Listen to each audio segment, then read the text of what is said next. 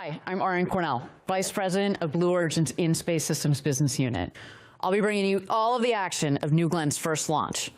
We're here in Cape Canaveral, Florida at Blue Origin's Rocket Park. This is the heart of New Glenn. We've got mission control over here, launch control right down there, and tonight, for the first time, New Glenn. And we don't just launch New Glenn from Florida, we all right here. So the one that's out there on the pad tonight, it was born right here in our rocket factory. And as you can see, we've got several more coming down the line right behind it.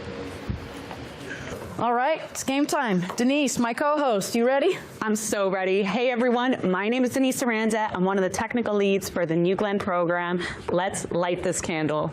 Let's do this.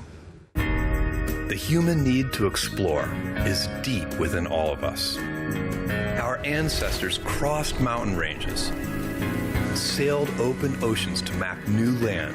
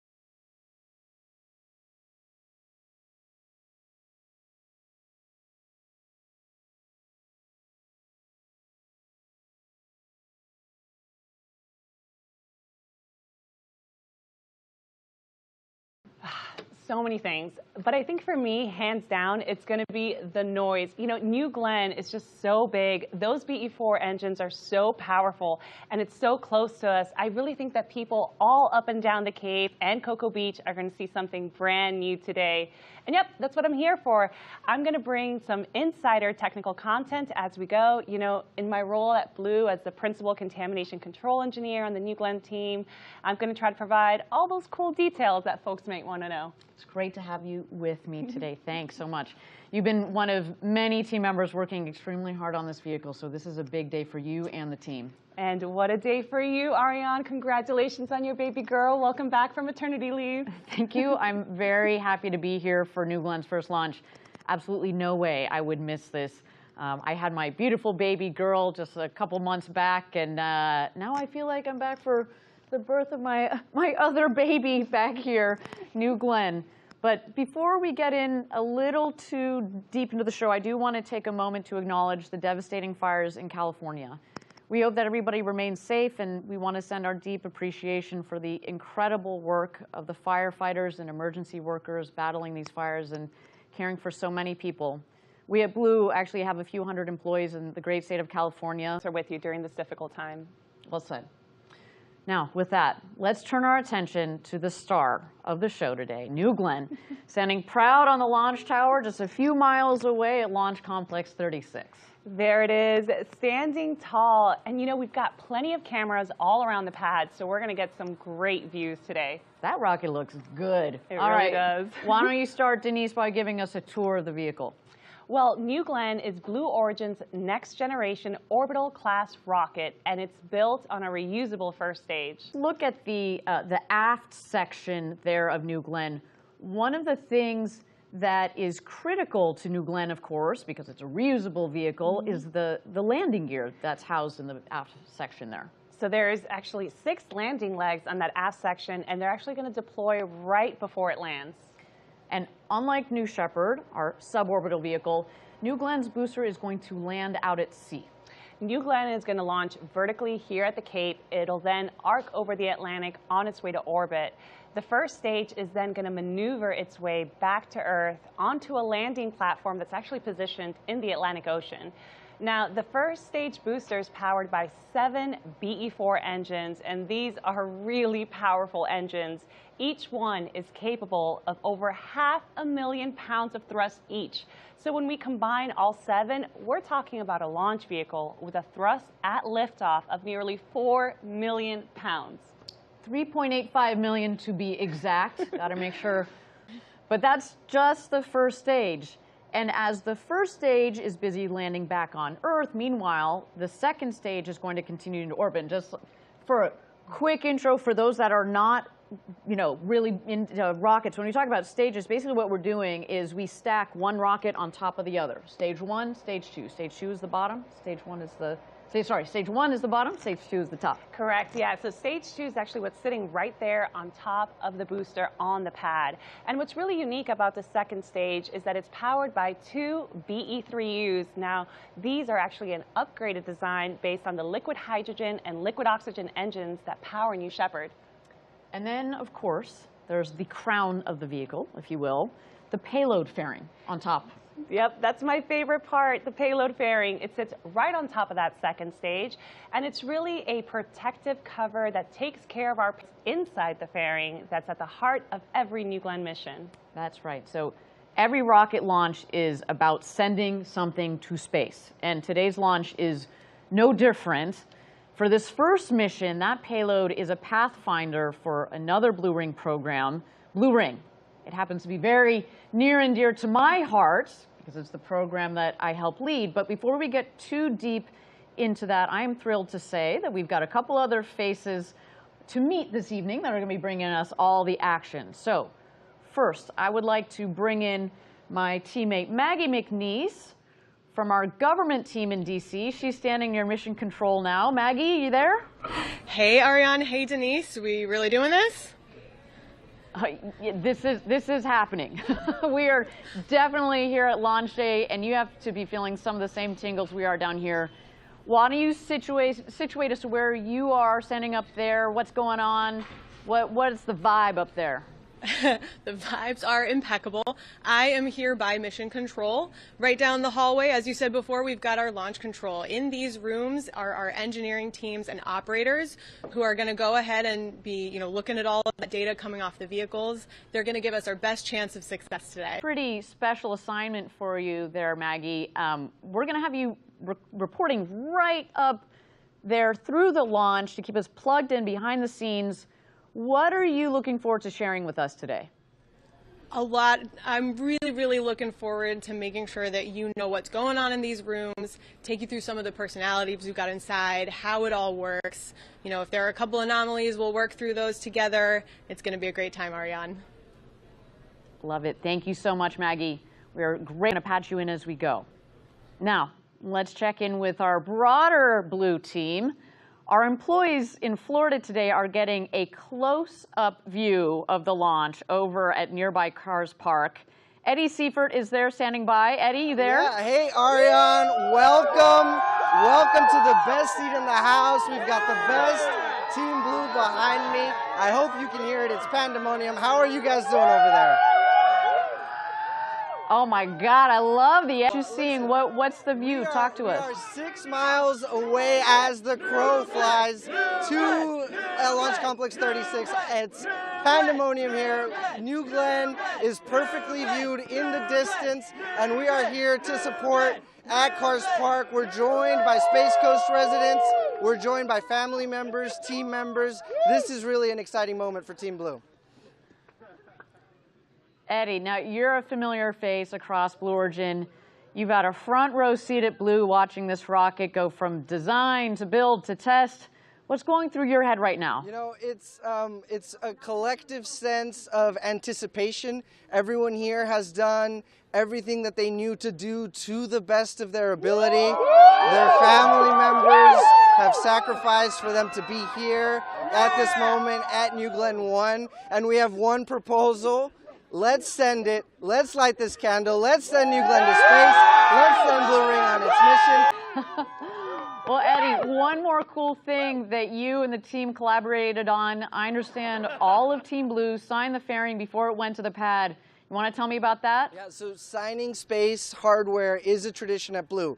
From the New Shepard propulsion module panels to the crew capsule base heat shield, those engines on New Glenn have our signatures. Now, the nice thing about those 7-meter fairings that are over 60 feet tall is that it can fit the signatures of more than 10,000 employees that currently call Blue Origin home.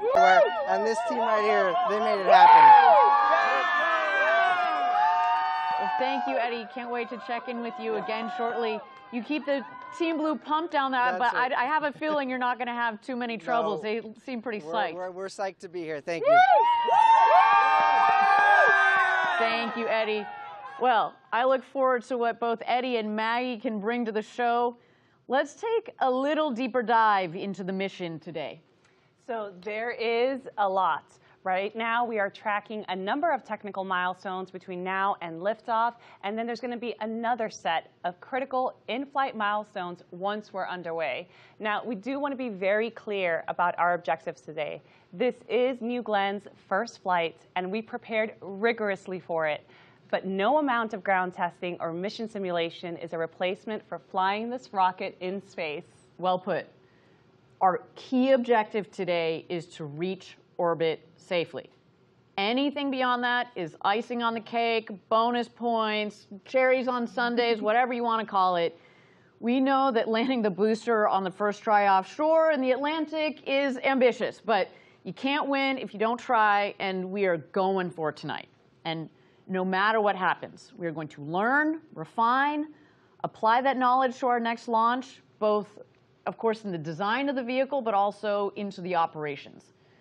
And about that booster, again, yes, we are going for it. New Shepard landed on only its second attempt in November of 2015. I happened to be on the ground for that in West Texas back in the can't wait to see if we can make some more history here with New Glenn, which our booster today has been named with a pretty cool name. You wanna tell us that? Sure is. Our booster's named, so you're telling me there's a chance. Classic 90s movie reference there for all you Jim Carrey fans. But let's level set here. You think we're going to stick the landing? Like if you were a betting lady in Las Vegas this evening? This is an enormous goal. We're trying to land a giant building-sized vehicle that's plummeting down from space. There's just so much complex engineering that goes into this. But you know, it's time that we try it for real, and today is that day. Let's do it. Let's put it to work. We'll see how it performs. But hey, no matter what happens, we're going to learn a ton, get loads of data, and apply it to NG2 and beyond. Now, that said, if we land this thing, I'm going to lose my mind. You and me both. Okay, good. Just setting expectations for everybody on this payload we have on board.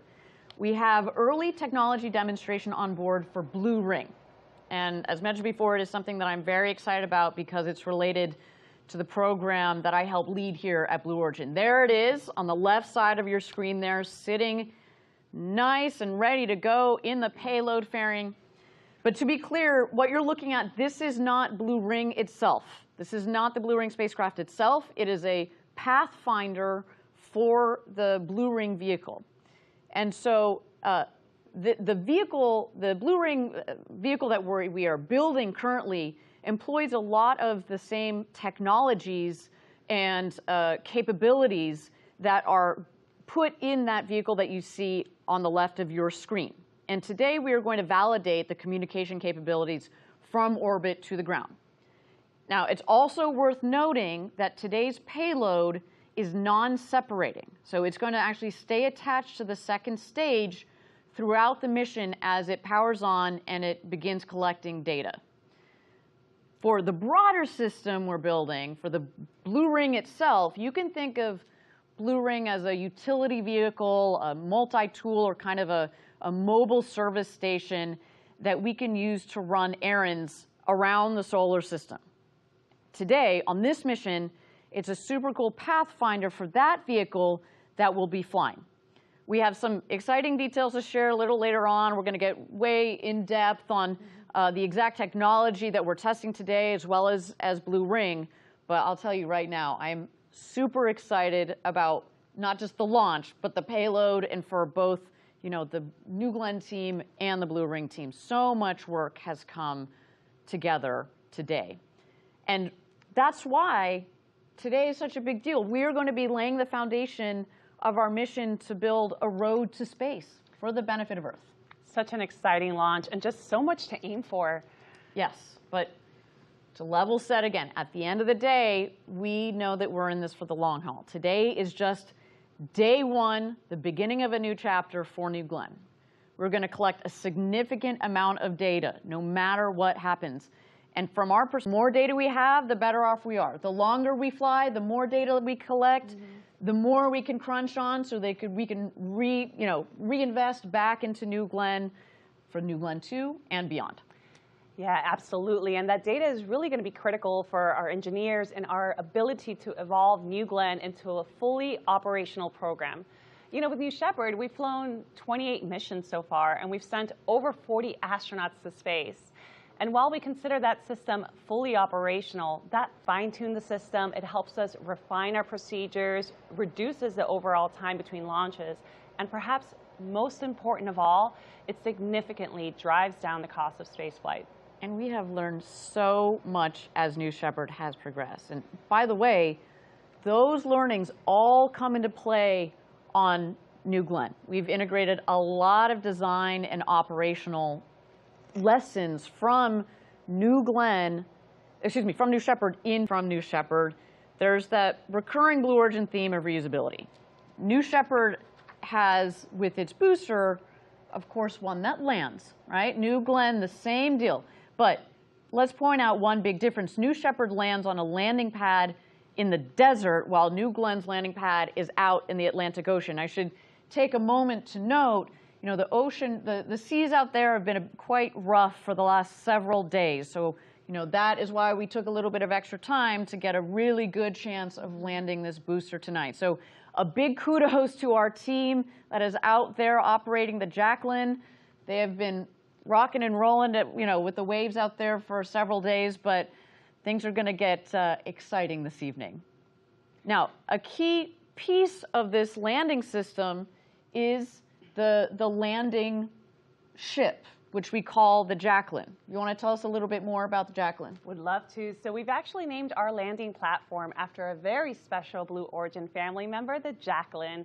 It's right now out at sea, a couple of 100 miles from Cape Canaveral, and the crew that's operating the Jacqueline is actually positioned nearby in a different support vessel. That seems prudent, doesn't it? It does. Just saying. We're also going to, there it is. And we also have a lot of cameras on our ship today, so we expect to be able to watch it live as our booster touches down, and that's just going to be so cool.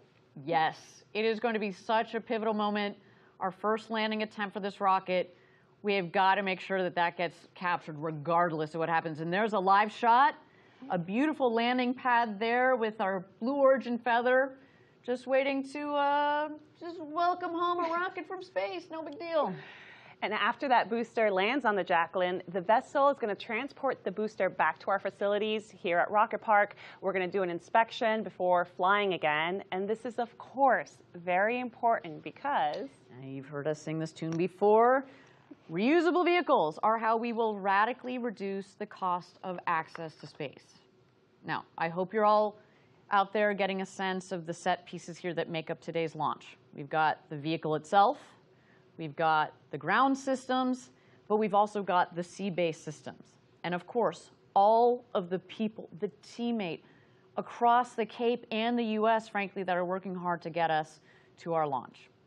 Now, let's take a moment and toss to New Glenn on the pad as we make our way towards the very first orbital flight for Blue Origin.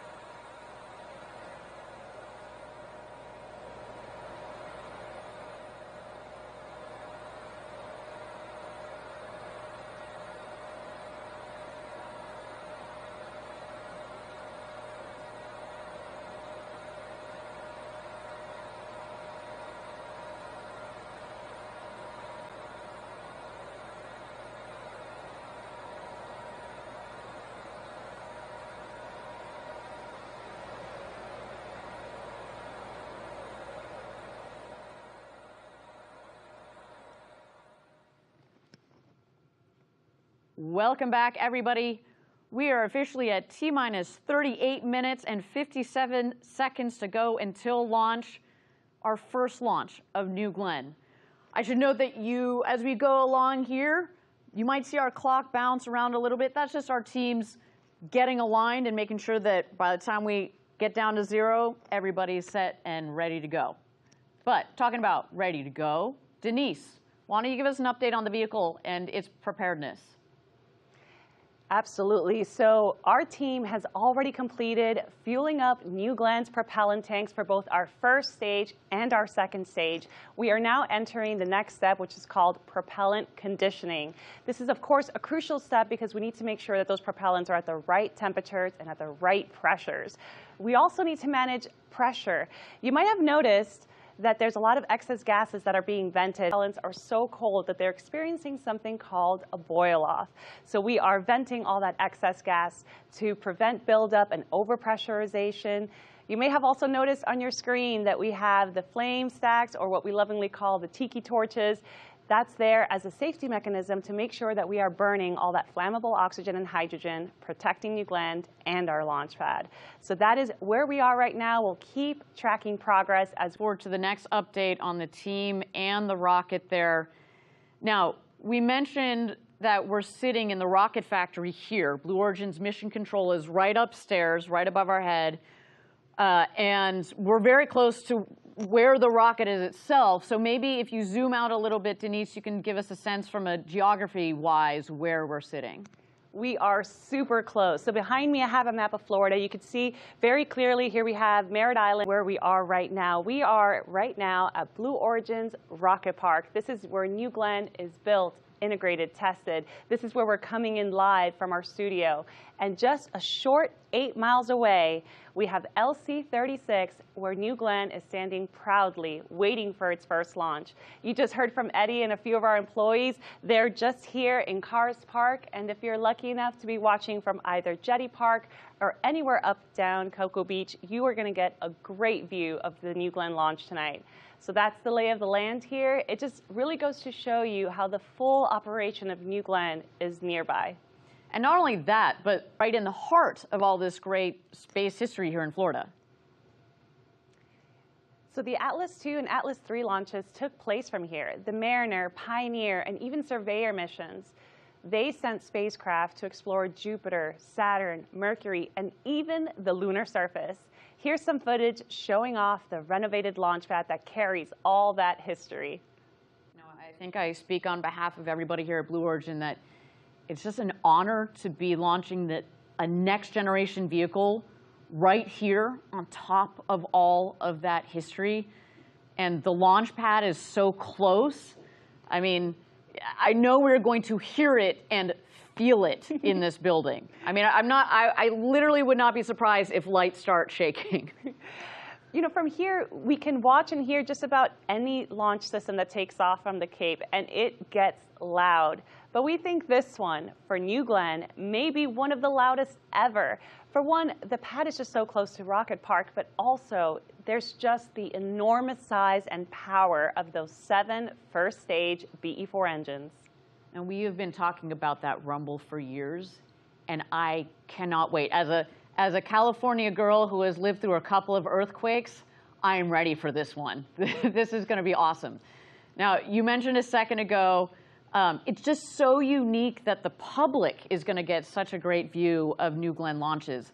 It's Port Canaveral, Cocoa Beach, so many people gather to watch launches from these spots already. And wow, I mean, look, this is a live view. If you're sitting there right now in Cocoa Beach, shout out to you guys. You're probably sitting in a nice lawn chair with a cold beverage in your hand. That's what I'd be doing if I weren't here behind the desk with you, Denise.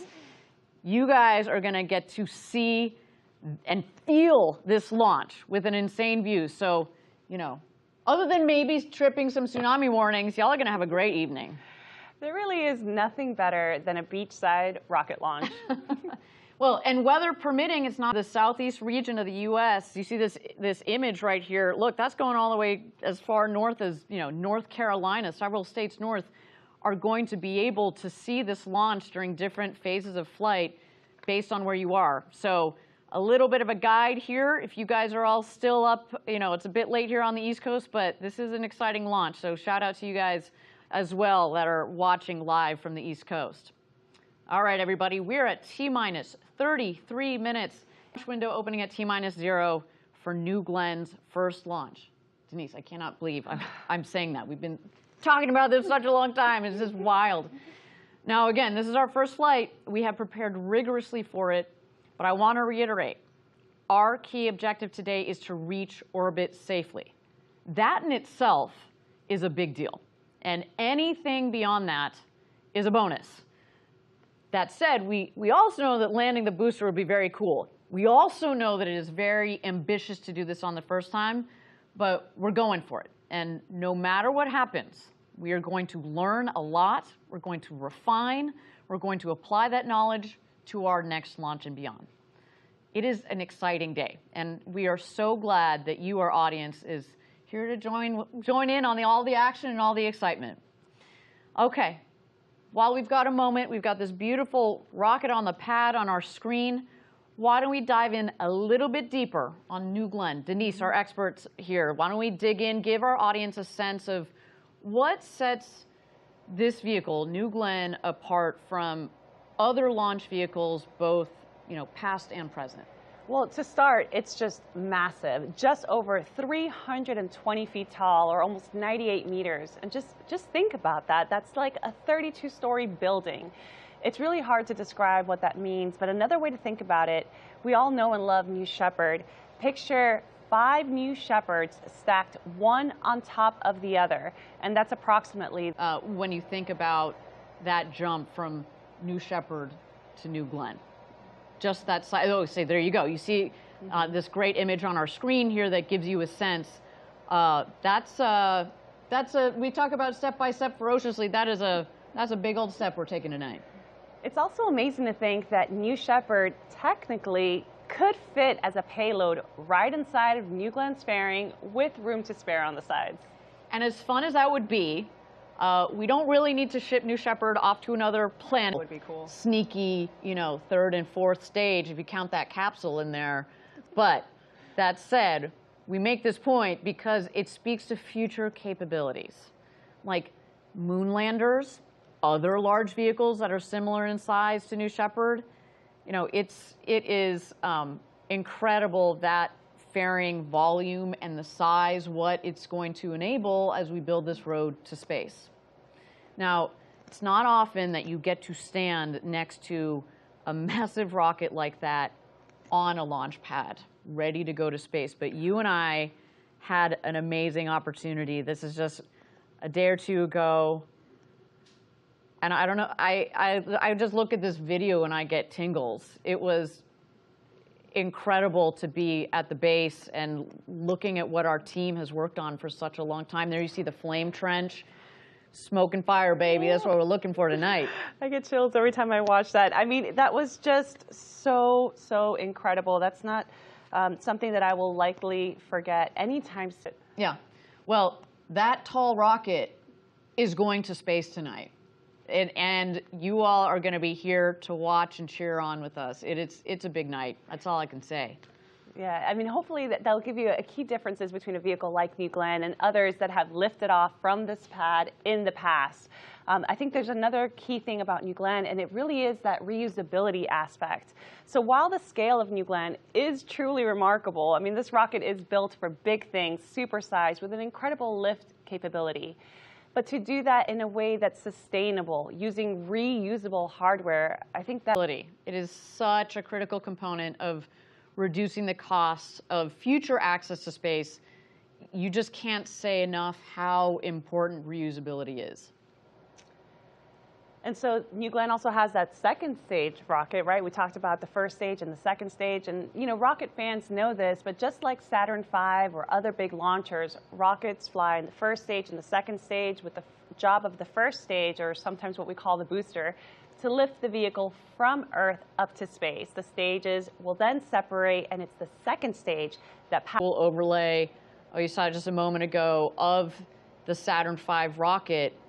I mean, we are just about the same height, and the power of the two vehicles and the significance to be compared to that is amazing. And you know what? Our game plan, like Saturn V, our game plan is to use New Glenn to go to the moon too. I hope you host that webcast with me too on that one. Coming here shortly. So that's our orbital rocket in a nutshell.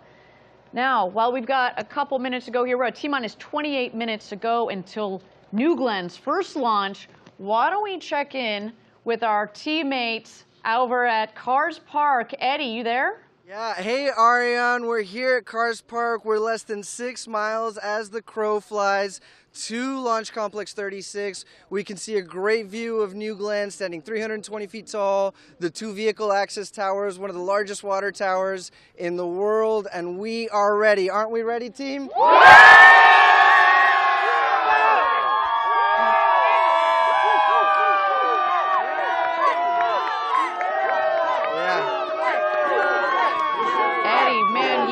Quite the crowd down there, and I feel like it's grown exponentially since we saw you last. And not just current employees, but their kids and future Blue Origin employees are all out there psyched for this first flight. We've got our New Glenn patch. What are you hearing the employees talk about? Well, so listen, we're looking forward to the rumble of the BE4 engine. We're gonna hear it. We're looking forward to we've got, the flags, the emblems, the swag. We're very proud to be here. We're very proud to be sharing this moment with our community, right? The word that everybody keeps using tonight is grateful. How grateful we are to be here, how grateful we are for each other, and how grateful we are for the Space Coast that has accepted us. So a lot of these folks have day jobs here in the factory, and you're not far from us, but describe the view you're getting. How is it different from what people will see from here at Rocket Park? Yeah, we've got an unencumbered view of the launch pad of New Glenn. We'll be able to see that arc as Blue Ring heads on its mission, and we're very excited about that. The air is electric here. We're just buzzing with excitement, and we're thrilled to be here, really. I'm not going to lie, I'm a little jealous that you guys are going to get such a straight-on view of the launch pad. Oh, not complaining. Denise and I have a pretty great seat here, too, but thank you, Eddie. We'll be checking in back soon with you there again down at Cars Park. We've got one more chant for you guys. We're going to get loud for you.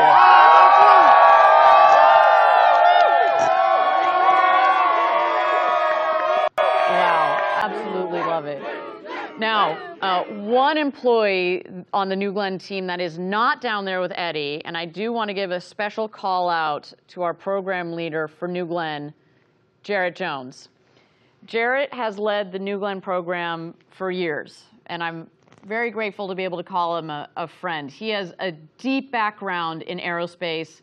There he is. And he's been instrumental through the build-up to today's launch. I mean, there you see him just a moment ago, and let's see. Can we point him out here in launch control? Yes, he is there, kind of that first row, bottom left. There you go, checking in, got his eyes glued to his screen, talking to one of our long-term core employees here. We got Mark Featherstone, who has been also leading this program for a long time. And man, and you saw that image just a moment ago with him in front of the New Glenn. That was the day that we installed the 7 engines on New Glenn for the first time. And you also see the gentleman in the center of that front row in the green sweatshirt. That is Dave Limp, our CEO, who joined us just about a year ago. And man, talk about sparking some fire. It has been wonderful to have him on the team with us, and he is clearly absolutely dialed in. And last but not least, in between Jarrett and Dave, Jeff Bezos, our founder, who of course has been thinking about this day for many years. And I should also throw in a special happy birthday to Jeff. What a day. I wouldn't mind having a rocket launch on my birthday, but this man deserves it. So much patience, commitment, passion for what we're doing. It's just, we are very lucky, Denise, to have such a leadership team here supporting us at Blue as we go through all of these programs and getting them off and going. But at the middle of many of them, and the core to making a lot of this work, New Glenn. That's why today is so important. 8 minutes to go until launch. It is so great to have you all joining us for today's inaugural launch. We have folks tuning in from all over for this big day, and of course we had Eddie and the team down at Cars Park. But we also wanted to give a nod to a couple special groups watching from across the nation. We've got employees tuned in at multiple sites, checking in and rooting for New Glenn.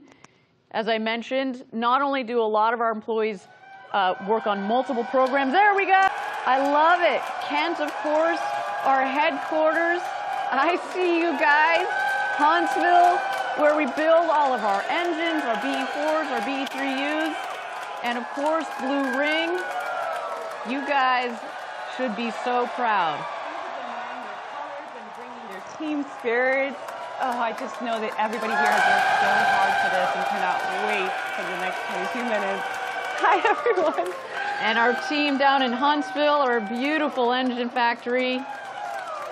You guys are just the best, just the best. Well, you can see the passion, the energy. We have been working so hard to get to this point. All right, well, I can't complain about our view from right here. We have got a pretty sweet spot here, but I do want to go upstairs to our co-host, Maggie, who's up near Mission Control. Maggie, you there?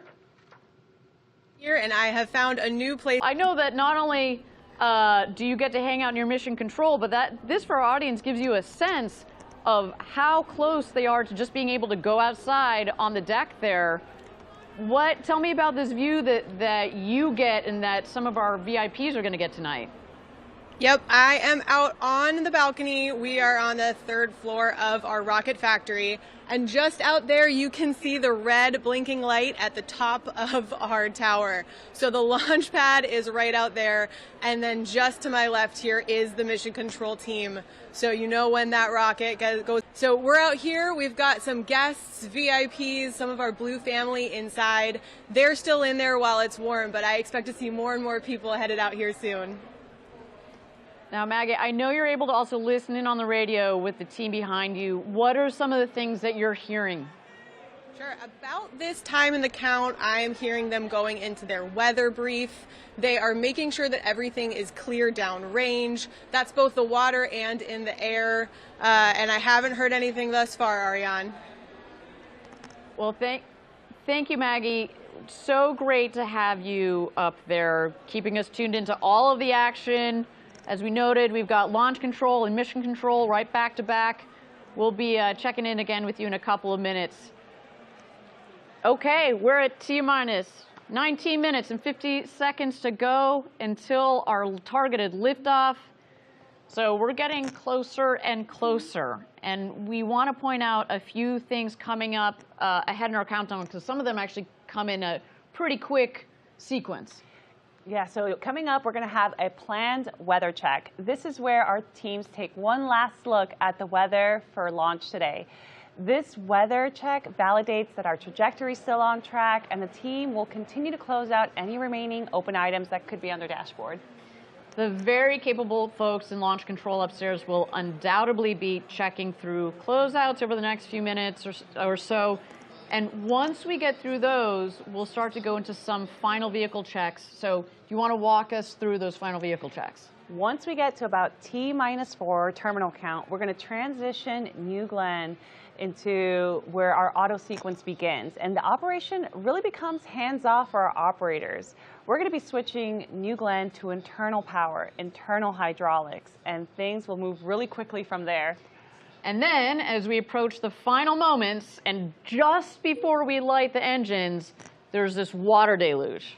It's a huge water deluge. This is going to engulf the flame trench completely, which is going to protect our rocket from vibroacoustic and thermal loading.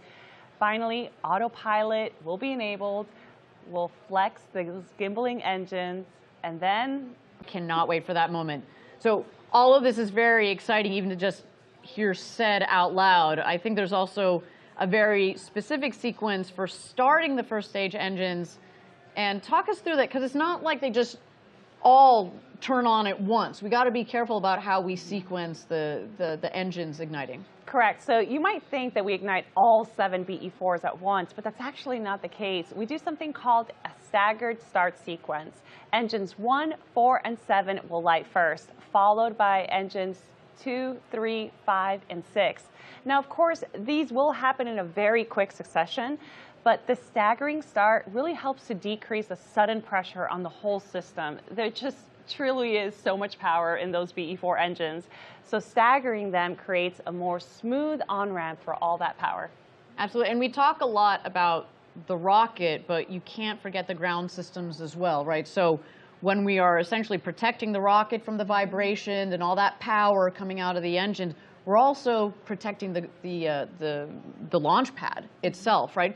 You see from the map that you showed us earlier how close we are to the water. The water table is just a couple of feet below the launch pad. And I should really talk, a lot of engineering went into the complete refurbishment of our launch complex. And so we want to take care of it. It's there for the long haul. But man, we got a big old powerful rocket. So this water deluge system is critical to both the rocket and the ground, the launch pad, the ground support equipment. Okay, we are at T-minus. We have just had a clock update here. We are at T-minus 37 minutes and 20 seconds to go until launch.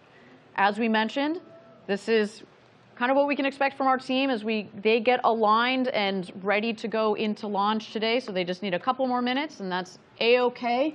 You know, we say this on the New Shepard webcast as well, which is we have spent years designing this rocket and, you know, months building it and months going into designing this operation. If we need a couple more minutes before we press go on this thing, that is A-OK with all of us. So with that, why don't we take a moment here to check out this beautiful New Glenn rocket on the pad, getting ready for its first mission to space ever.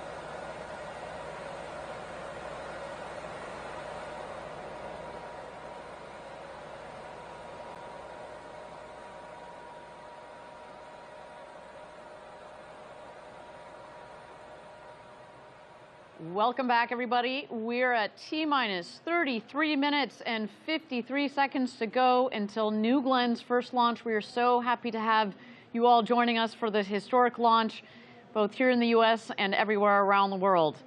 Denise, tell our audience, where are we up to in the preparation of our vehicle? So right now we're completing a systems functional check for New Glenn, and this is critical because we're ensuring that all of our systems are operating nominally. We're going to verify propulsion, avionics, guidance, communications, and even safety systems. Our engineers are also running diagnostics on all the BE4s and BE3Us. We're checking flight computers, we're checking telemetry. We're also going to do one final comm check. This is really crucial because we want to make sure that we're getting the right data between the rocket and the ground, as well as verifying the signal integrity. Now, coming up, we're going to do one last weather check. This is where we get real-time data on wind speed, directions, not just for the LC-36 pad, but we're also checking the weather where the Jacqueline is so that she's ready to receive our booster. So that is where we are right now. Things are going to move quickly here. Thanks, Denise. And yeah, we should reiterate again, the weather, we got to take into consideration the weather here, but also downrange where the landing ship is, the Jacqueline. We've mentioned it earlier. Of course, that was one of the reasons why we needed to take a little bit more time before getting to launch this evening. The sea state out there was a little rough. They were rocking and rolling. And we want to give our rocket the best chance of coming into land and sticking that landing on the Jacqueline. There is the Jacqueline ready to receive the first stage of New Glenn so we can take it back home, refurbish it, put another payload on top, and go again. But again, we should reiterate some of our objectives for today. The primary objective is to go to, and if we happen to land this booster, as we mentioned before, there are going to be a lot of people losing their minds, mine as well. So stay tuned for that. Now, Denise, why don't you go through a little bit more of the flow down there? So the Blue Ring team is up in mission control right now, also surely tracking their own checklist as they make sure the Pathfinder payload is ready to go to launch as well. Correct, yeah. So upstairs at the MC, we'll have a launch control and mission control. So our launch team is the one that's doing all these system checks on New Glenn, while mission control is making sure that they're doing similar system checks for the Blue Ring Pathfinder. Wonderful. And let's take a second and dig in a little bit more on that payload. The Pathfinder is a cool piece of technology, and really, it's just the initial demo for a vehicle program called Blue Ring that's quite far along in its own development. And we mentioned this earlier, today's demo is a non-separating payload.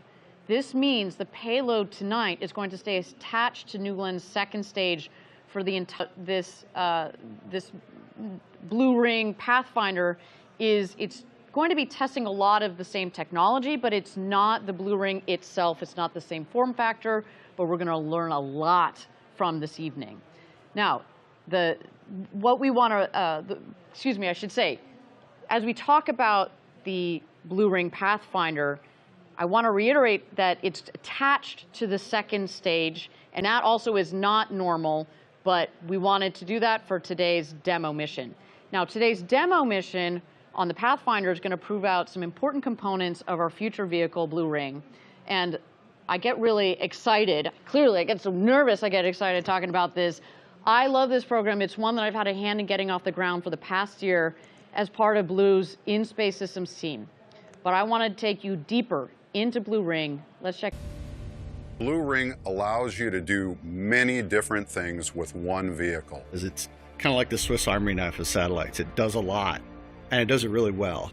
Blue Ring is part of building that base layer of infrastructure in space that we at Blue Origin talk about. We can take up to 13 customers up to space, up to 3 metric tons, deploy those satellites. It's going to give them all the capability that they need to be able to be placed where they want, or they can use a lot of the capability inside of Blue Ring.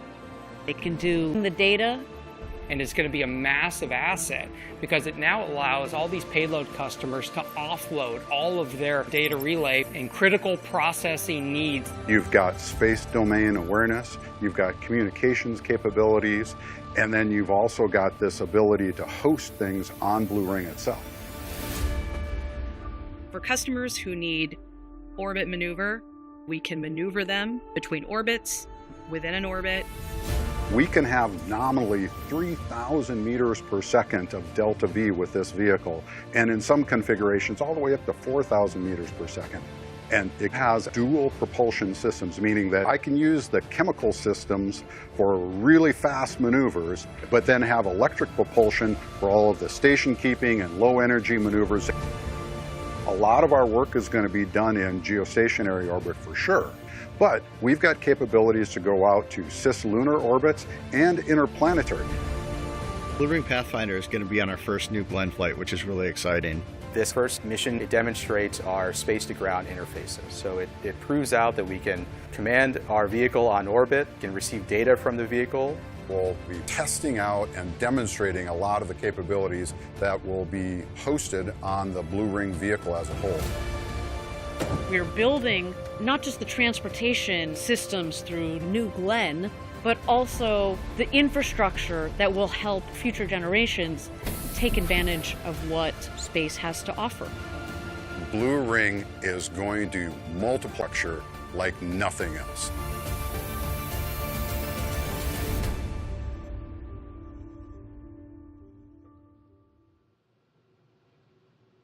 I don't know about you, but I am pretty excited, if you can't tell, to be able to say that the team I work with in my day job, Blue Ring, is the team behind the first payload ever on New Glenn.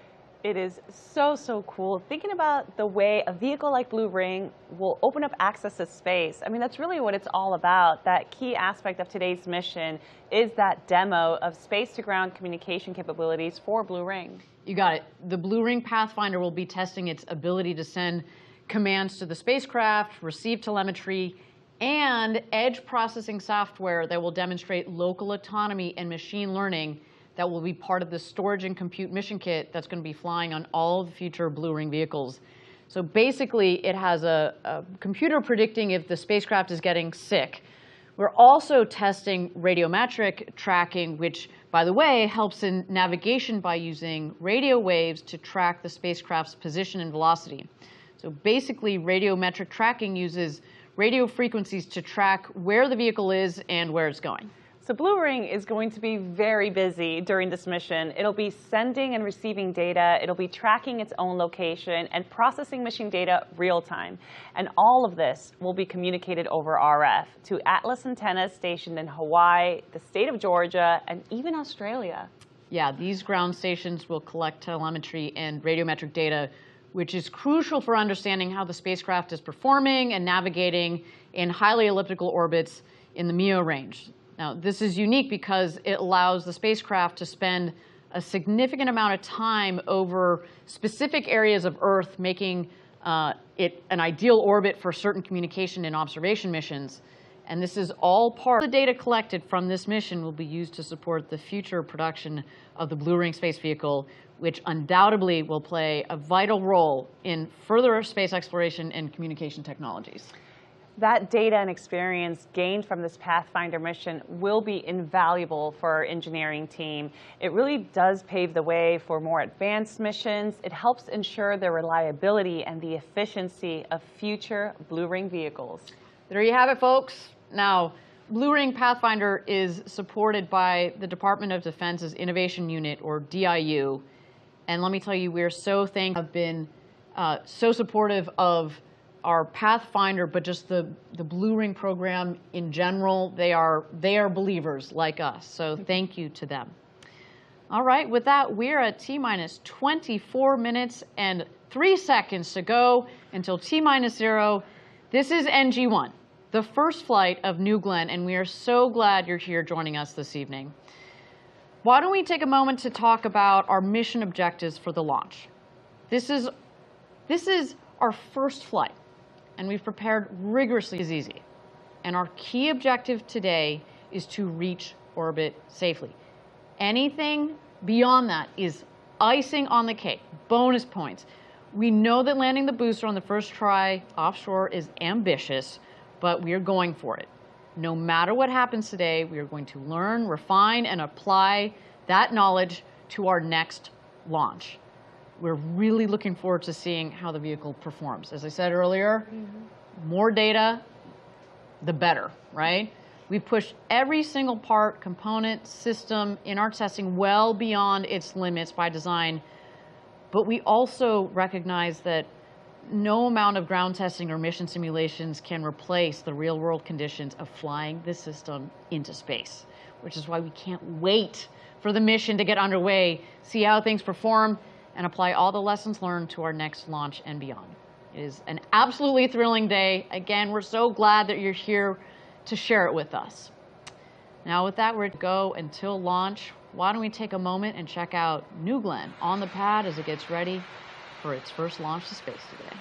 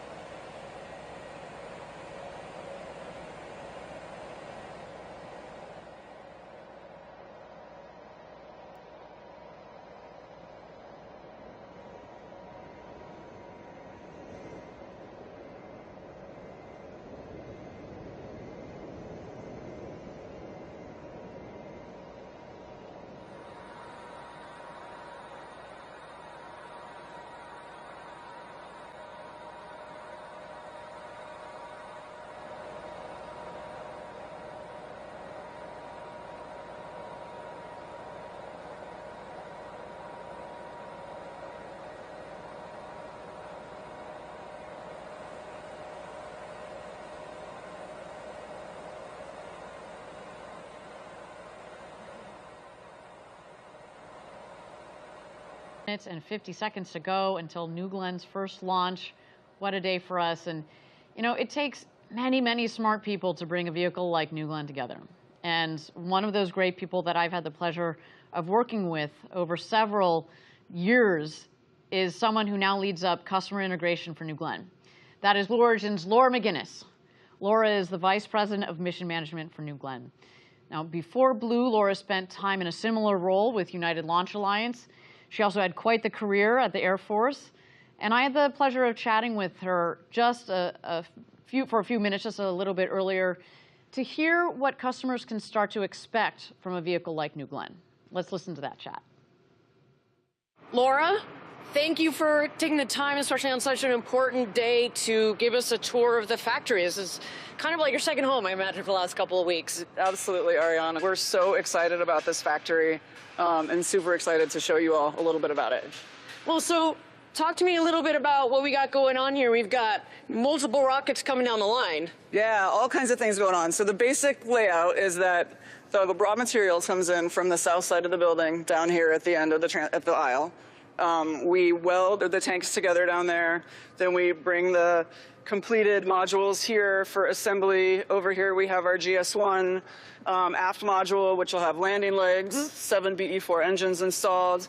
We do all of that work. We continue to assemble the stages down here. We build fairings.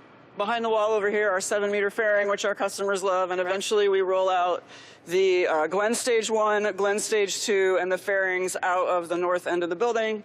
Those are all transported 8 miles over to Cape Canaveral Space Force Station and are assembled in our integration facility over there prior to launch. And that's also, of course, where we integrate the payload as well. Just talking about customers a little bit, what have the various customers been saying about what they're excited about? We're working with our national security customer right now on certifying New Glenn because they really need an additional launch system. Right. We're also working with our NASA customers. They've got a lot of interest in the size of our payload fairing, both for rideshare kinds of things as well as large telescopes and large instruments. Commercial customers are thrilled about our capability of bringing many small spacecraft to LEO. And we've already been doing some integration precisely with these customers. How has that process been going with our customers? We know our customers make us better. So these customers, many of them have been launching different missions, different systems for years and years, and working with them to understand their needs, understand how we can adapt our system to best meet their needs. So that's kind of the longer term work that you and your team have been doing. But let's get back to NG1 for a second. What have the last couple of weeks been like down here at the Cape? It's not simple to take this whole system into a successful vehicle. I would say one of our best learning opportunities was our integrated launch vehicle, Hotfire. Video was real. Yeah, it was awesome. Beautiful, was awesome. Glowing blue is like a, all right, this is game time. Totally, yep. This launch, NG1, what are you most looking forward to? When it is go time, when the rocket lifts off, what do you think that's going to feel like? I mean, I will say I love that final 4 minutes when we pick up terminal count and we're counting down and the room is super quiet, the energy, the excitement, the moment, and then feeling that lift off, seeing it on its way over the horizon, and then hearing that final call out that we have inserted our payload customer successfully into orbit is like just an amazing moment, and I can't wait for it. I know New Glenn's going to do it. It's going to be a great day.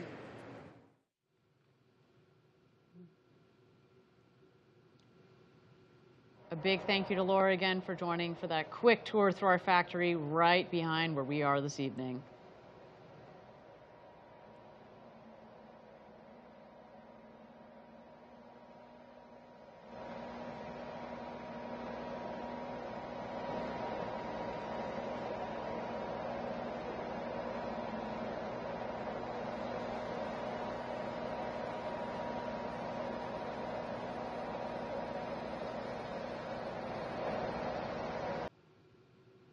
Okay, we are at T-minus 31 minutes and 6 seconds to go until NG1.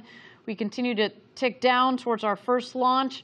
I will mention again, you may have seen we went down and then we added some more time to the clock. That is just fine. That is our team taking a couple more minutes to make sure that all of their procedures are aligned as we tick down towards T-minus 0. So you might see a little bit more of that happening here. While we've got a little bit more time, why don't we talk about the flight profile for this evening's launch? What is that going to look like as we see this vehicle fly today? We've imagined New Glenn's flight for so long. We've looked forward to this day, and I'm so excited just to see another vehicle of this size flying from the coast of Florida. We're going to be feeling the power of those BE-4 engines here in the studio very shortly. After liftoff, there are a number of important milestones in the flight that we'll be tracking, so let's go ahead and take a detailed look at what New Glenn's first flight is going to be like. New Glenn lifts off from Launch Complex 36 on Cape Canaveral. 7 BE-4 engines will ignite and propel the rocket upward with over 3.8 million pounds of thrust, or roughly 17,000 kilonewtons. The vehicle will quickly reach supersonic speeds as it climbs through the atmosphere. As the rocket ascends, it will encounter maximum aerodynamic pressure known as max Q at around 40,000 feet or 12 kilometers. This is the point at which the stress on the vehicle is at its highest. Around 3 minutes into the flight, the vehicle will turn off its engines, marking the end of the boost phase. Shortly after, the reusable first stage will separate and begin its journey back to Earth. 2 BE-3U engines on the second stage will ignite and propel it onward into orbit with the payload. The reusable booster reorients in the vacuum of space using its reaction control system. At 220,000 feet or 67 kilometers, it executes an exo-atmospheric deceleration burn using its center 3 engines. These engines gimbal for maximum control of the booster.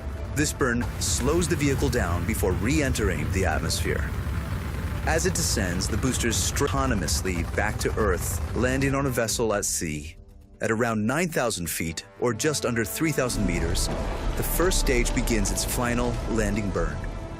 The 3 middle engines will light for 20 seconds, slowing the vehicle in preparation for the final descent.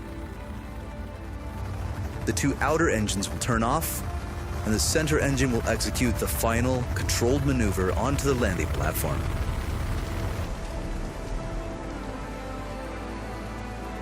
The vessel will return to Cape Canaveral to prepare for its next mission. Meanwhile, in space, the second stage will continue to power the payload towards its final orbit. At around 400,000 feet, or 120 kilometers, the payload fairings will jettison. New Glenn will deliver an unprecedented range of payloads. Large satellites, dual payloads, orbital vehicles, large constellation dispensers, even moonlanders destined to establish permanent human presence on the moon. This is New Glenn.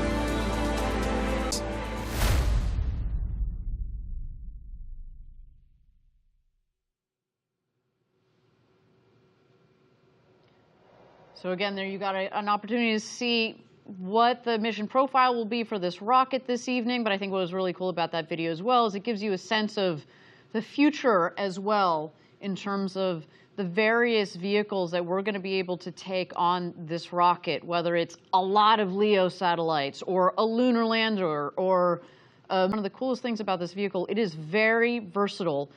And it's the power of the vehicle matched with the volume of a 7-meter fairing that's going to allow this vehicle to be a workhorse for Blue Origin as well as our customers for years to come. So a beautiful rocket on the pad there waiting its first launch to space.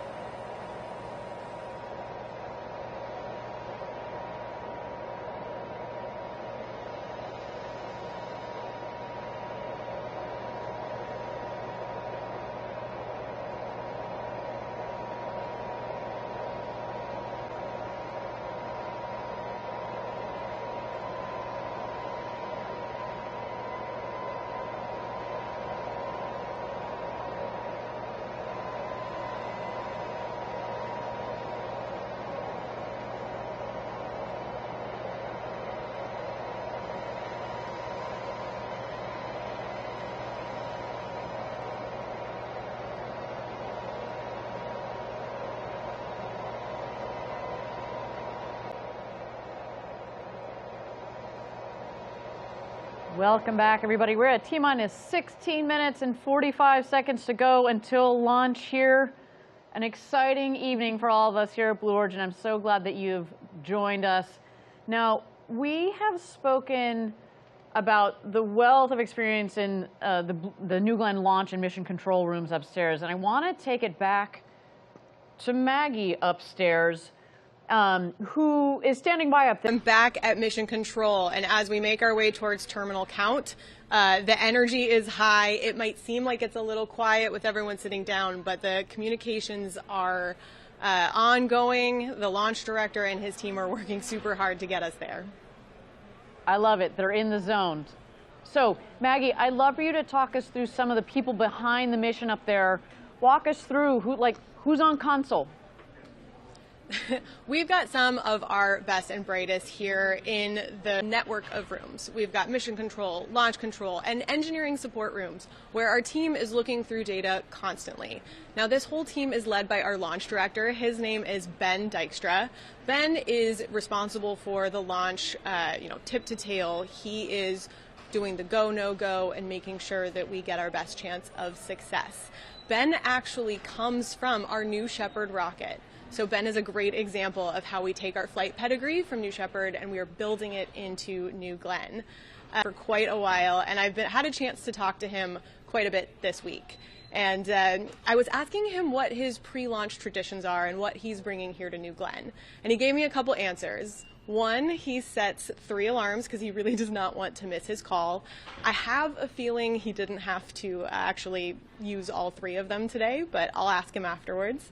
And then he also sets little Post-it notes on the screens of his console mates so that they get a little funny note or a little encouraging thing from their launch director before they go. And then when we do terminal count, he will be doing his fist bumps with the entire team. I love it. I know Ben is going to crush it. Why don't you give us some other highlights? Who else is supporting Ben with launch control today? Ben is supported by a really large team, and we're not going to have time to touch on them all, but a couple here. First, we have Ann Dickey. Ann is the assistant flight director, and shout out to New Shepard again. Ann comes from that program as well. Now, Ann has been working the integrated Scuddy to go. And after we launch successfully, she is going to get herself an ice cream cone, and I will be joining her. Next, we have Martin De La Torre. Martin is a ground controller, which means that he will be working through all of the data and controls of our ground system out there at the pad. So as complicated as we all know rockets can be, the systems that are working around it are equally as complicated. And so Martin has a tough job today, but we know he's working hard. His favorite quote is from Stephen Hawking, and so he's got heroes, I think, like the rest of us. Next, we have Stephen Shelley. Now, again, you talked about the Jacqueline a little bit earlier. That's our offshore vessel, and Stephen Shelley is our offshore recovery lead. So as we go through this whole process, the team and the launch director, Ben, are constantly checking in with Stephen to make sure that we know that the barge is ready should we be able to land New Glenn. His launch day ritual is actually the same as Ben, another 3-alarm guy. So we'll be asking him as well. And then last, but certainly not least, we have Megan Lewis. Now, Megan is one of our 2 primary launch controllers, which means that she has control authority over a lot of these major systems on New Glenn. Megan is from Utah, and in a very sweet story, Megan is actually wearing a bracelet today that her grandfather gave her grandmother with charms for every possible legacy of spaceflight in that family, and they're bringing it to the Blue family. So we're really proud of them today. Megan Lewis and team, led by Ben Dykstra, are getting it done. I love it. Just some wonderful stories, and each one of them has their ritual. I'm glad that seems like their alarm system has worked, because yes, they are all on console and ready to rock and roll today. That's a good thing. So, hey, Maggie, stay plugged in up there for. All right, everybody, we're at T-minus 11 minutes and 40 seconds to go until launch. Why don't we take a moment here and send it over to the pad and check in on New Glenn as it gets ready for its first launch to space today.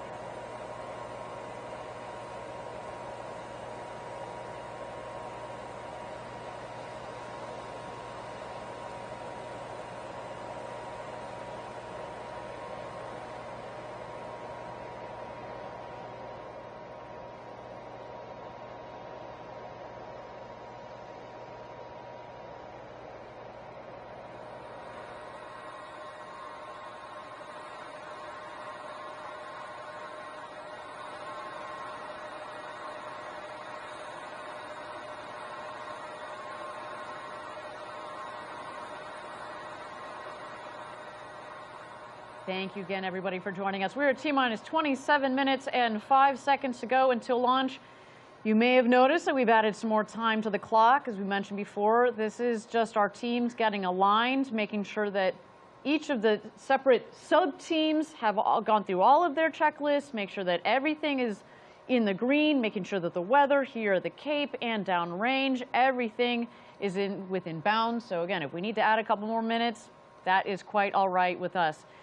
But while we've got a little bit more time, I would like to check in with my colleague, Eddie Seifert, out there at Cars Park, where he's joined by Team Blue Origin. Here, our team that's based here. Welcome back to the best seat in the house here at Cars Park. I'm with the Smith family. We're working at Blue Origin, and working on rockets is a family affair. I'm with Father Mike Smith, son Corbin Smith, and granddaughter Elizabeth. Elizabeth, tell me, you've sent a postcard to space, is that right? Yes. And tell me, what was on your postcard? There was planets on the postcard. Now, Corbin, how did you get your start at Blue Origin? So I first started up in Huntsville, where I worked with an amazing team on the engine crew, building BE4 and BE3U. Now I'm here down at Rocket Park, building the thrust structures for GS2. Excellent. Must be special to be working on that GS2 rocket out there. And Mike, how about you? How did you get your start at Blue? Well, it was my son that actually encouraged me to apply, and we got hired around the same time. And it's been awesome being able to work with him on different projects. We get to talk about work at home and do different things. We bleed blue at home. Excellent, excellent. And Elizabeth, tell me, what are you most looking forward to today's launch? for the rocket to go up in space. Well, I think we're going to end on that note, Ariane. We're looking forward for that rocket to go to space. Let's send New Glenn to space. Let's light this candle. I love it. It is a family affair, and I love seeing the different generations there, father-son pair working at Blue, joining us in a couple of years here in the future.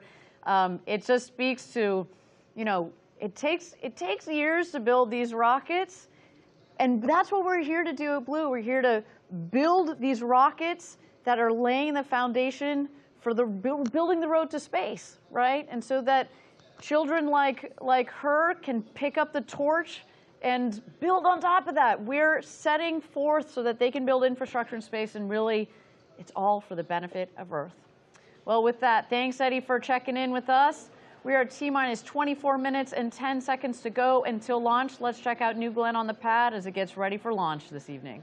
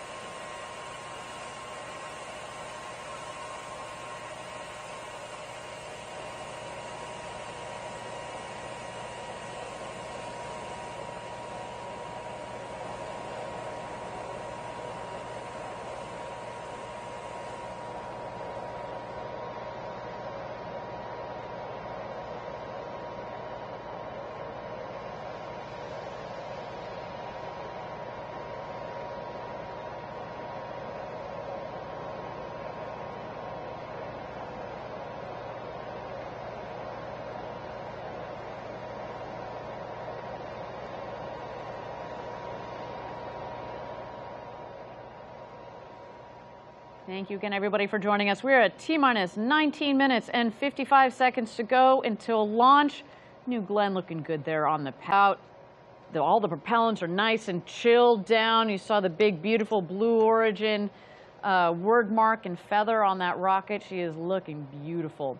But we do have a little bit more time here. Why don't we take a moment to talk about the BE4 engines. We're looking at the vehicle right now. At the base of the vehicle, oh, that's a pretty shot right there. You see the 7 nozzles of the 7 BE4 engines. You want to tell us a little bit more, Denise? Yeah, so New Glenn is powered by 7 BE4 engines. Now, these are the nation's first reusable, oxidizer-rich stage combustion booster engines.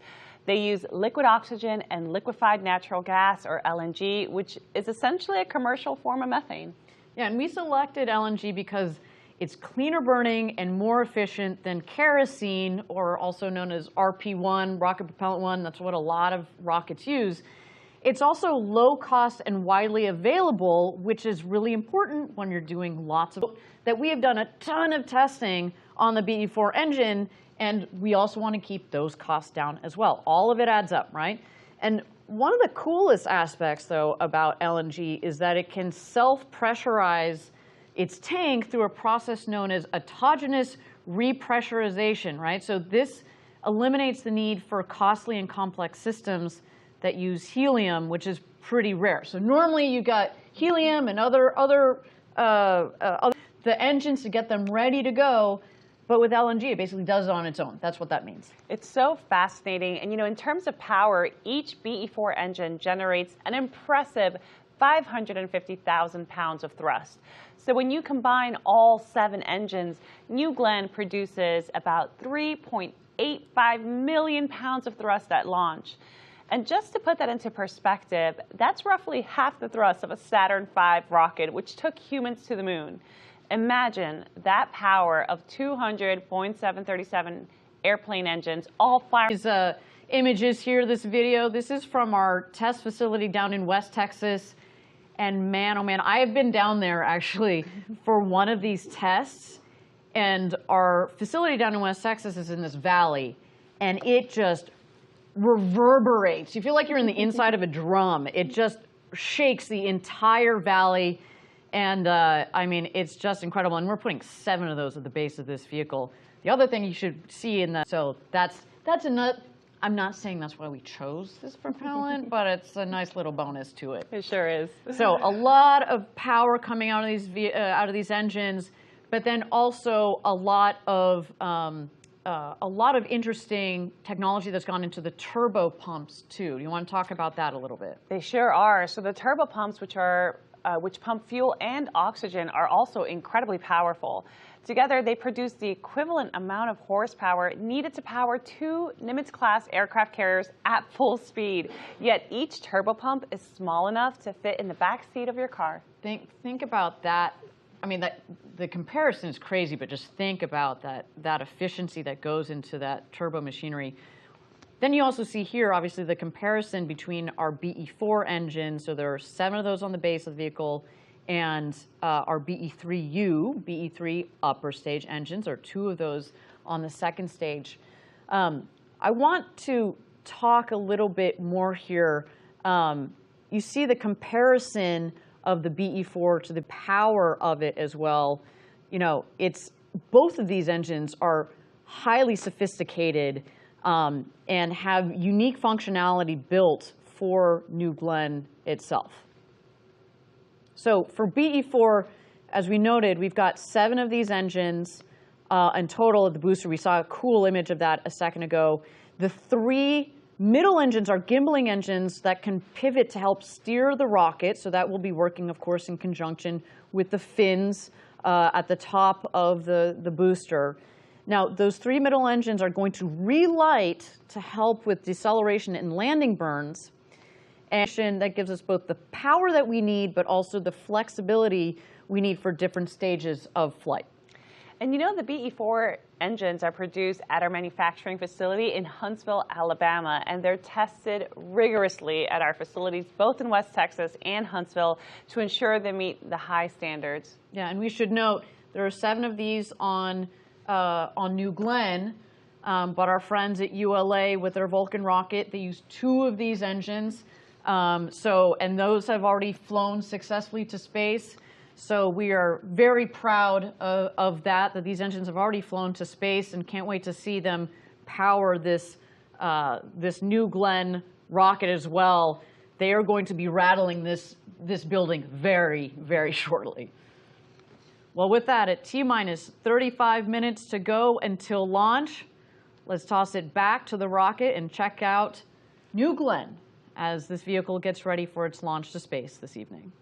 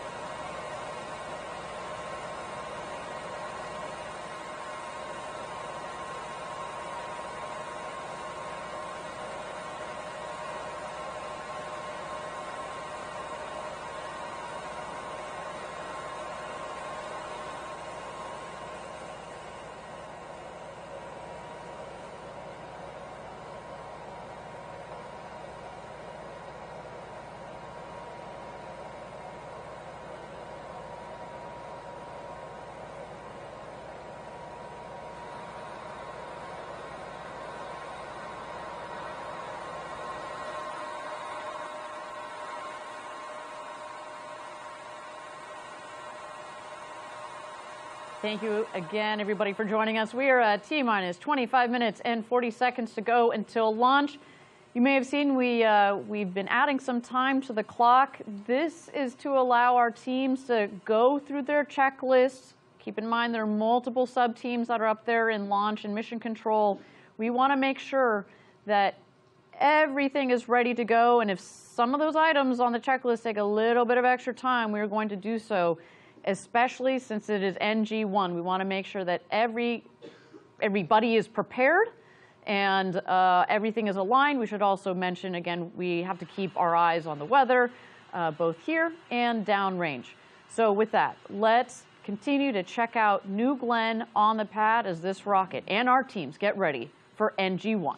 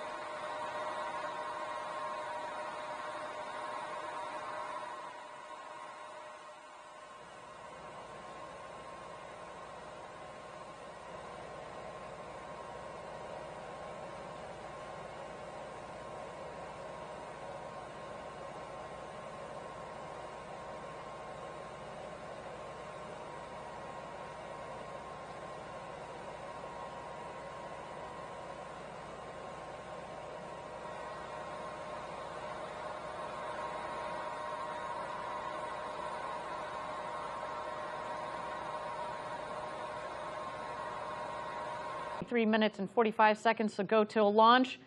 With all this action going on upstairs at Launch and Mission Control, why don't we check in with our friend Maggie. Maggie, you got me? Loud and clear, Ariane. Right on. What are you? What's going on up there? What are you hearing about the status of our teams? Yep, things are busy. The team is continuing to work through a few anomalies before we can proceed into terminal count. So we've got the engineers looking. So something that I think people don't always think about is that we have an enormous amount of what we're doing here in pre-launch procedures that's, scripted, we can plan it. But when off-nominal things are happening, we've got a team of controllers who can manually operate these systems. So the team that we talked about in our last bit, they are actually going through and able to turn things on and off, put different pressure through different valves. They are working through everything they can to make sure that we have a chance to launch today. Fantastic. Yes, it's, we run through, when you talk about all the preparation for a launch, but we also go through a lot of these simulations in terms of the operations with our team, and you test as much as you can, you go through as many rehearsals as possible, but sometimes day of, you gotta put that's why we got the really smart people in there so that they can work through whatever it is they're finding that might be a little bit off, and that's what our team is doing up there. Maggie, what Ariane, else? Sorry, go ahead. No, the team here has gotten some good practice. I think we all saw the hot fire that we recently to launch. Before that, we had a successful second stage hot fire. Those are those BE3U engines. And before that, we were doing tanking tests, mass simulators. We've done component testing, system testing. And a lot of the engineers that are working in this room are actually responsible engineers on the floor. So they've gotten their hands on this hardware. They know their systems. Excellent. Very good point. I think that I've always appreciated what we do here at Blue Origin. We tend to rotate our engineers a lot of hardware maybe that they've designed, talk to the men and women that are fabricating, but then also assembling the vehicle. They are very, very in tune, in touch with this vehicle. So if there are things for them to work, especially in these last minutes, we've got the right team to do it. Maggie, I want to thank you again for bringing us all the details. We've got a couple of minutes to go here. We got 20 minutes and 47 seconds to go until launch. Why don't we take a look at New Glenn as this rocket gets ready to go to space.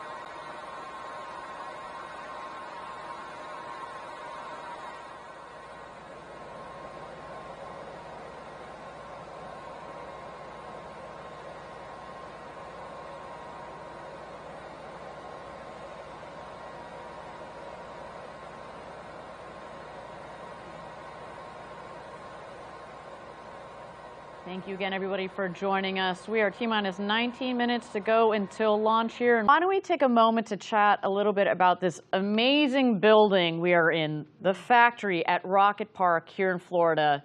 This is where it all comes together, where we bend the metal on New Glenn. I literally see people down there bending metal, pulling, putting the components together, testing, cleaning, but also not only do we talk about just all the intricate pieces and parts here, but to build a rocket, this factory, but also the other buildings around here are just mind-blowing. It really is quite impressive. So Rocket Park is essentially where we bring our rocket dreams to life. We're talking about state-of-the-art manufacturing and assembly areas designed to produce rockets efficiently and, of course, sustainably.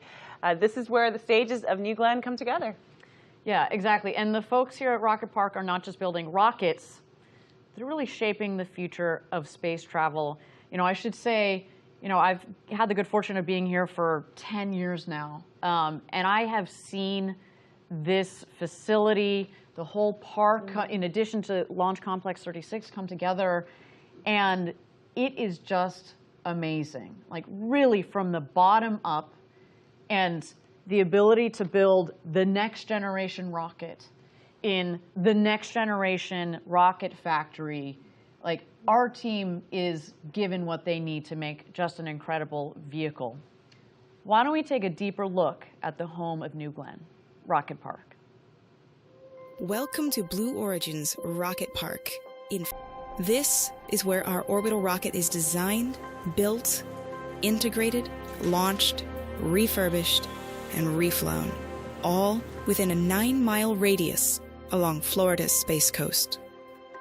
Rocket Park is an active operations site for many Blue Origin activities, including manufacturing, integration and testing for New Glenn, and production of our Blue Moon lunar landers and future programs.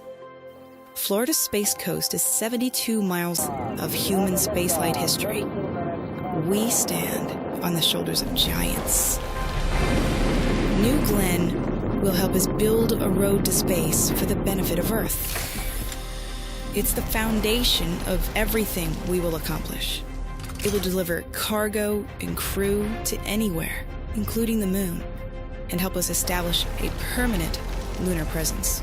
It will enable us to harness the resources of space and launch all kinds of infrastructure to make space accessible, usable. The factory on Merrow Island is the centerpiece of Rocket Park.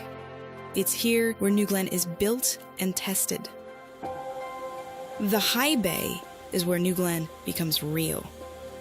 Raw material enters at one end, and completed rocket stages roll out the other side. From there, New Glenn heads to the surface coatings facility for its thermal protection, paint, and artwork. It then heads to tank cleaning and test, or TCAT, for pressure testing and cleaning. The factory is also home to New Glenn's Mission Control. On launch days, Mission Control comes alive as the rocket rolls out from its hangar down the road and goes vertical at Launch Complex 36. This historic launch site was rebuilt from the ground up just for New Glenn. Protected by 2 lightning towers, almost double the height of the Statue of Liberty, New Glenn prepares for liftoff at mile marker 0. This is where the road to space begins.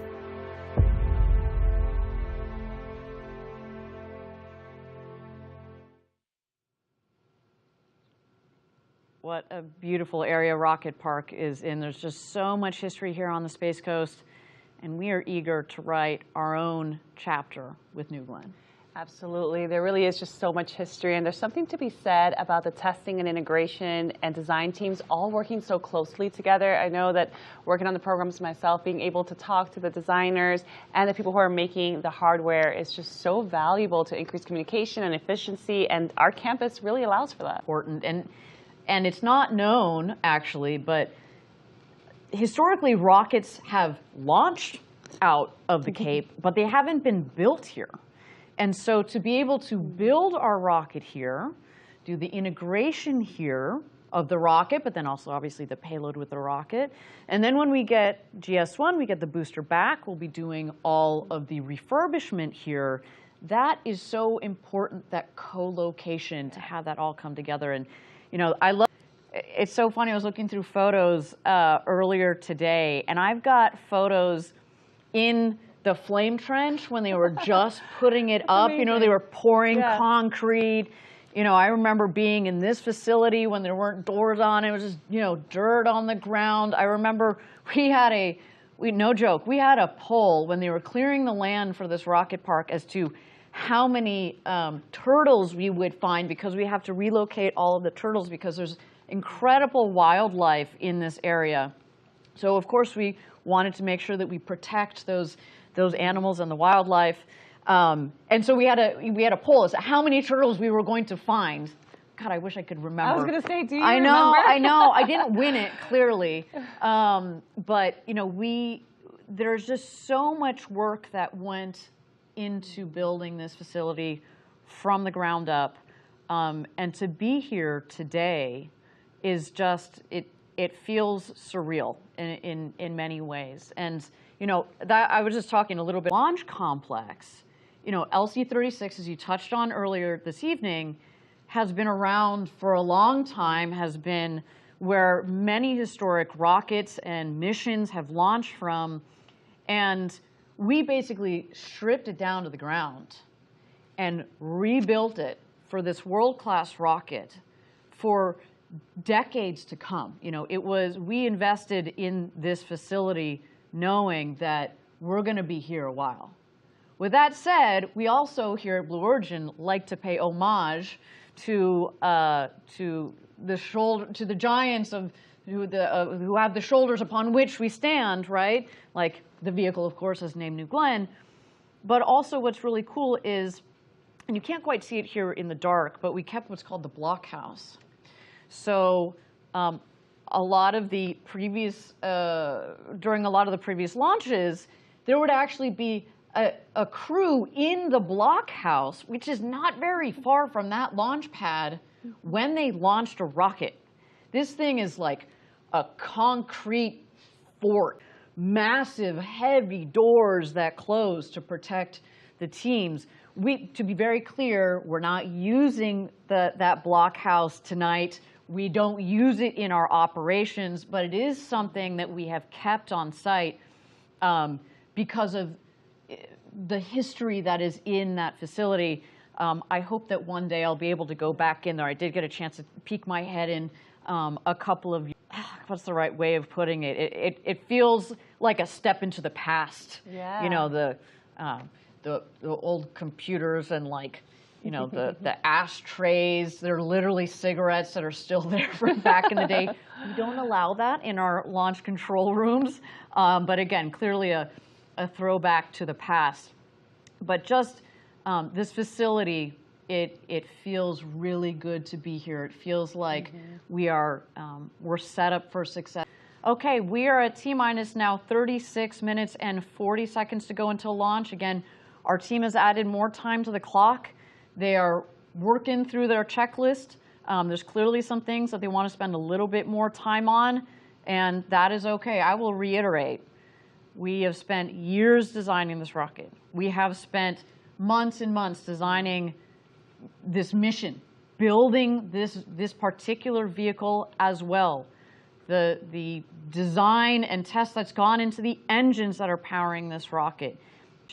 That is okay with us. You know, we want to give our team the right time and the space that they need to, you know, to work on whatever they got going on up there. I also want to, you know, keep in mind, my understanding is that the weather continues to stay inbounds here at the Cape as well as out at sea. But for the moment, we have decided to put more time on the clock, which means that we still have a chance, still have the opportunity to launch this evening. I should say, I was waiting for it, Ariane. I know, it's pretty apropos because this vehicle says... So you're telling me there's a chance? That is the name of this booster. So yes, everything is, it's like it was meant to be for this vehicle. It really okay, is. with that, we are T-minus 35 minutes to go until launch. Let's continue to check out New Glenn on the pad as it continues to prepare for its launch to space this evening.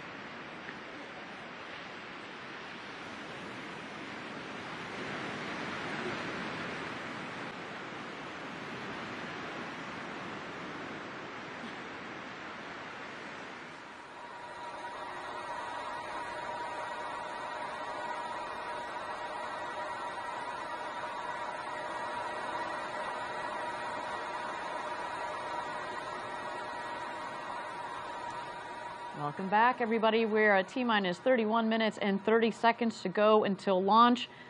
As you may have noted, we continued to add time back to the clock. That, of course, is to make sure that our teams are aligned.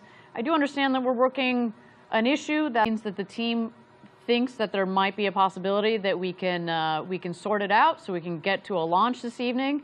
So we're going to give them the time that they need.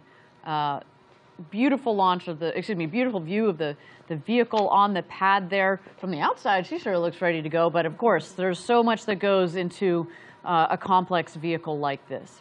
But since we do have some time, why don't we take a closer look at our vision and mission at Blue Origin? You know, as we've said, time fit of Earth. This vision isn't only about exploring space, it's about making life better here on Earth. Let's check it out a bit more about our vision. New Shepard is just the beginning. The first step. From the very start, it's only been about one thing: Earth. Earth, our Blue Origin. We've sent robotic probes all over the solar system, and it's full of wonders. Gas giants, rocky moons. Close. Despite the variety, despite the wonder in the solar system, There's no place like home. Earth is our home, and there is no other place like it. All life on Earth are uniquely matched to this planet. There's nothing like it anywhere else in the solar system. Not even close, no way. We have no choice but to preserve Earth. Preserve this planet, this one. we get to focus on the future, and the future is nothing without Earth. For almost all of human history, Earth has seemed big. All. It's finite. And we know that the rate that we're using Earth's resources is not sustainable. Earth has things that we need to work on in the here and now. But there are also long-term problems. We can't wait to work on the long-term problems. We have to work on both. One fundamental long-term problem. We will run out of energy on Earth. It's just arithmetic. It's going to happen. Humans have always used about 100 watts of power. That's our natural metabolic rate. But in our developed technological society, we use over 10,000 watts of power per person. Humans' use of energy. Era of dynamism and growth. There are so many good things that happen when we use energy. Think about technology, transportation, hospitals, data. As humans, we are at our best when we are inventing, when we are growing, when we are making progress. But humans are doubling our energy use every 25 years, and that's unsustainable. Today, you could cover all of humanity's energy needs by covering the state of Nevada in solar cells. But at that rate of growth, in 200 years, you'd have to cover the entire planet in solar cells. What can we do? Can we be more efficient? Yes, but we have been. Today's technology is more efficient in nearly every manner. We are gaining efficiency, and yet, when we gain more efficiency, what do? We use more energy. We have an ever-increasing demand for more energy. So what if we just use less? Well, that doesn't work either. Stop living in a world of abundance, and you move to a world of scarcity and rationing. There has to be another way. There is another way. Space.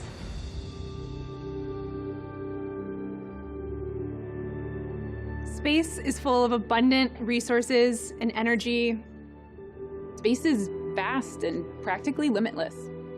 If we can learn to harness the power of space and the resources of space, we can tap the limitless resources to help preserve this planet. We can go to space for what we need. We'll make it routine, safe, and cost-effective to get there. We will build the rockets and the destinations for doing real work in space. We can do even more than this. We can move the most polluting industries from Earth into space, where they can't hurt the Earth or the environment. We can return Earth to a beautiful, natural state. It will be like a garden, like a national park, a place for education, for creativity, and for recreation. A place for enjoyment and for nature to thrive. Humanity. We don't want to leave Earth behind, but preserve it and expand humanity into space. We can have 1 trillion humans in the solar system, which means we'd have 1,000 Mozarts and 1,000 Einsteins. This would be an incredible civilization. Humanity will grow and progress and use energy for good. Humanity can expand into the solar system by building destinations close to Earth. Of yet. Places that feel like home. Places where great work can be done using the resources of space. An expanse that is meant for everyone, all kinds of people.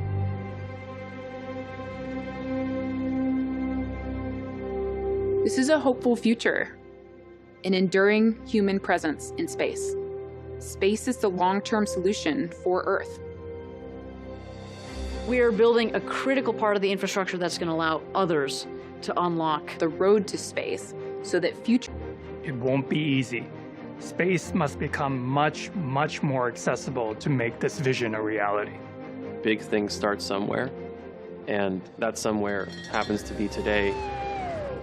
There are certain gates we have to go through, certain prerequisites. If we don't do these, we will never get there. First, we have to radically lower the cost of access to space. This means reusable rockets. We have to get really good at using rockets over and over. Reusable rockets, reusable engines. Once you learn how to do that, you can basically start spinning this flywheel where the more you fly, the cheaper it gets. The cheaper it gets, the more you fly. Launch, land, repeat. Going back and landing a rocket is really hard. And it is absolutely essential that we get good at that so that we can drive down the cost of launch vehicles. BE3, BE4, BE7, all made from the ground up to be reusable propulsion systems. Operational reusability. That means making space travel as routine as air travel is. This is what will radically bring down the cost of getting to space. And we are bringing all of that learning to New Glenn, the next step of building the road to space.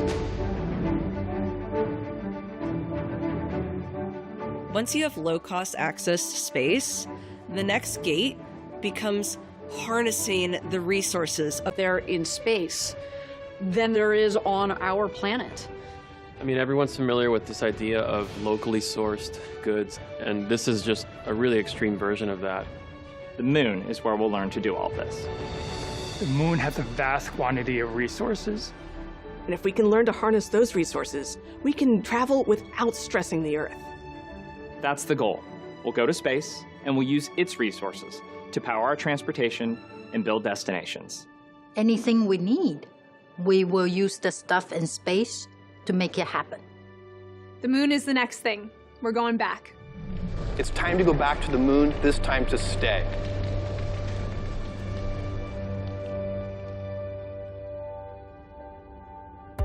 Make no mistake about this. This is not going to get done by any one generation.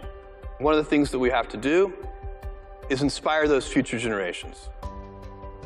This vision of millions of people living and working in space for the benefit of Earth is a very, very long-term vision.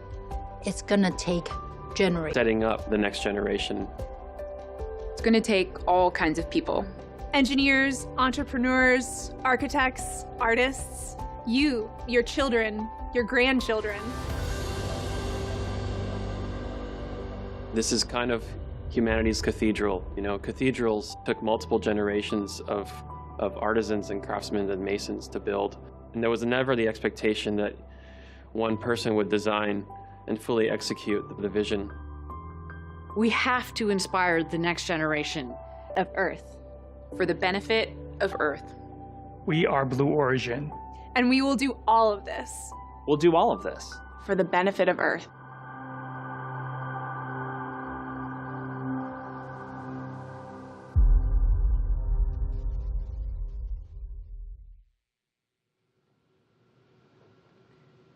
Such an inspiring message. You know, actually our very name, Blue Origin, means Earth, right? So, you know, when our future generations are out there looking back, they will look back at their blue origin, at Earth, right? And so we really need to protect this planet. The other reason why I love our name, Blue Origin, is it means Earth. It means all of us. We are building these really cool, you know, pieces of space technology, not only just for one country, not only for one hemisphere, and that's why, you know, I love that that our company has this bigger, broader vision. You know, actually, before I took my current role, I was leading our commercial and international sales, and it was just really nice to get out there and talk to our international customers and people from around the world in the space industry. I should say a big shout out to them out there if you guys are watching, you know, and really New Glenn or Blue Ring or our lunar lander, what they can do and how they can take advantage of our technologies.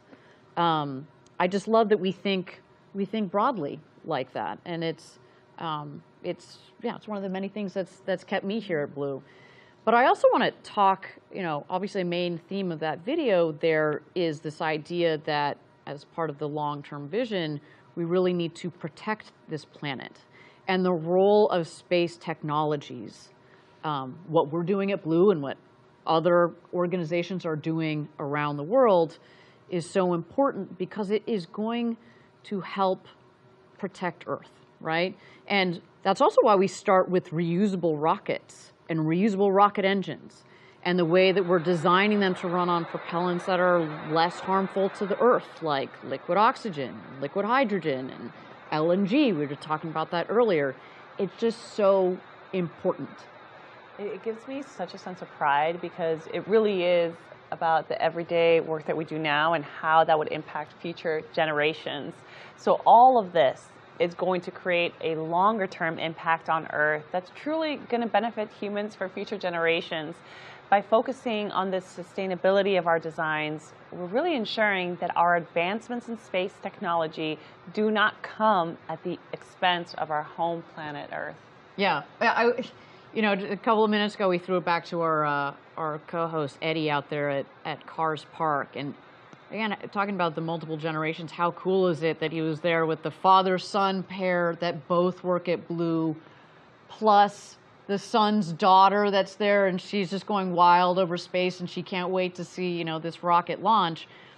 We have to think in that sort of generational time scale, right? There was also, you know, our teammate that's up in launch control, whose grandfather worked, you know, on Apollo, and here she is, you can see she's pregnant in the photo. Like, who knows what her child is going to end up doing? And hopefully what we're doing here at Blue is going to benefit, again, these next generations. We're building the road to space with these first initial steps. Tonight, you know, New Glenn, we're also talking about Blue Ring. Blue Ring is one of the first building blocks of the infrastructure that's up there in space, right? It's not just about the transportation, which is crucial, don't get me wrong, but then once we're up there, you know, we're gonna need to support others, you know, in this case, you know, our customers, but also ourselves, when I say ourselves, Blue Origin and some of the missions we're doing. By definition, space is infinite. And so if we can take advantage of that, and if we can put things up there that will help us take advantage of that, I mean, for the benefit of Earth. For the benefit of Earth, the future is bright. Okay, with that, we are T-minus 16 minutes and 40 seconds to go until launch. Our teams continue to get aligned. They're working on a couple of issues. This is our first launch. They need that extra time. We're going to give it to them because otherwise speaking, this team is ready to rock and roll, and that rocket there looks chilled in and ready to go to space. So with that, let's